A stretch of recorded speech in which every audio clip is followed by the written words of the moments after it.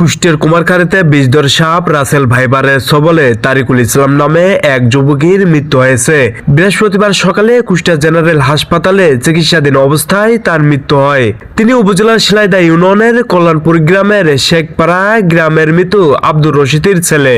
হাসপাতাল ও পারিবারিক সূত্রে জানা যায়, গত মঙ্গলবার রাতে তিনি বন্ধুদের সঙ্গে বাড়ির পাশে পদ্মা নদীতে মাছ ধরতে যান। সে সময় তিনি বন্ধুদের জানান তার ডান পায়ে সাপ কামড় দিয়েছেন। পরে স্থানীয় লোকজন এসে তাকে উদ্ধার করে বাড়িতে নিয়ে যান। এরপর পরিবারের লোকজন তাকে রাতেই প্রথমে কুমারখালী উপজেলা স্বাস্থ্য কমপ্লেক্সে ভর্তি করেন। পরে উন্নত চিকিৎসার জন্য কুষ্টিয়া জেনারেল হাসপাতালে ভর্তি করেন। সেখানে চিকিৎসাধীন অবস্থায় বৃহস্পতিবার সকালে তার মৃত্যু হয়।